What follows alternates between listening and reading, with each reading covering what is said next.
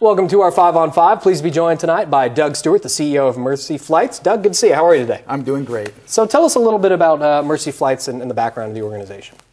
Well, Mercy Flights started here in the community in 1949 by an air traffic controller and also a pilot who was at the Merford Airport. Wow. One of his, as I think most people know, back in 1949, there was a polio epidemic and many people were dying.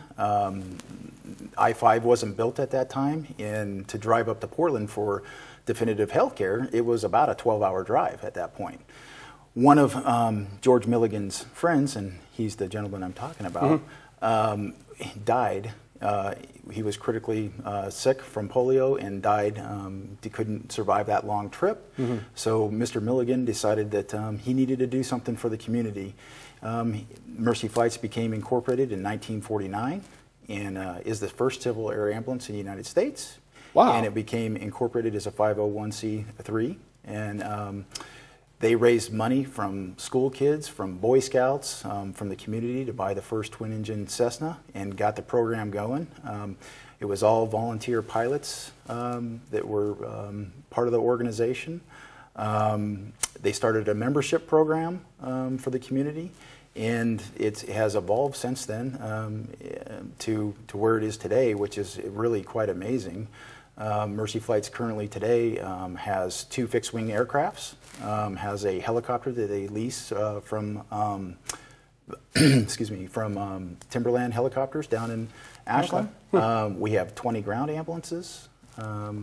We serve 2,000 square miles of Jackson County through a contract with the Jackson County government here, an ambulance service area. So anywhere in those 2,000 square miles, if 911 is called, you'll get Mercy Flights. Wow. And we also services the hospitals here for patients that need definitive care, that need to go to like Portland and those kinds of things. Our helicopter is basically used for 911 response when the first responders or the Mercy Flights paramedics are out in the field. From tending to a person, a 911 patient. If they're out a certain distance and they're critical enough, that we send our helicopter and transport the patients into the hospital that way. Wow, I had no idea about the rich history. That's incredible. All right, well, we're going to take a quick break. Much more with Doug in a moment. Stay with us. Welcome back to our 5 on 5. Again, we're here with CEO of Mercy Flights, Doug Stewart. I want to ask you about health care reform, but first, you guys have a membership program. What exactly is that? Yeah, we do. It's something that we offer to the community. If they have a membership, it helps offset their cost.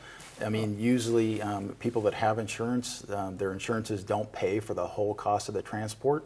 If we receive any money from your insurance company, then we consider that payment in full for the transport. And also, if your insurance company were not to pay, we write off 50% of the bill. So I think that the membership is really critical for the community to know about, and I would highly encourage that. So that they don't get stuck with some high cost of transport, because transportation, emergency transportation, is very expensive. Tell us about how cost effective is it? Because I mean, I suppose it does it depend on who the person is and whether they're I guess I'm trying to ask how cost effective is it for a person to get membership? It's very cost effective. I mean, for a family membership here in Jackson County, it's basically $80, and that is air and ground membership. And then there's senior discount rates, there's group rates, and those kinds of things that the cost is decreased from there. But it's very reasonable. If you don't use it, you can that year since we're a 501c3, you can write that off on your taxes. Very good. Okay. That kind of thing. So understood. And you're helping a great organization that's here for the community. Okay. Thank you for clarifying on that. Okay, and you mentioned before insurance, healthcare reform. How has that affected Mercy Flights? You know, it hasn't really affected Mercy Flights directly. We are getting educated to what's going on. We're trying to figure out what's going on with everybody and how it might affect us. But as an organization, we're seeing it as a very positive thing. Mercy Flights, there's always been a place for us in the community here to serve the community. So what we are doing right now currently is we are looking at what are the community's needs right now in terms of this healthcare reform, and where might Mercy Flights be able to fit in that's needed to continue serving the community. We're looking at really how are we going to expand our role in the community to continue serving the community at this point? Oh, very good. Doug, great to meet you. Thanks for coming down. Thank you very much. I appreciate it. Pleasure. Stay with us. We'll be right back.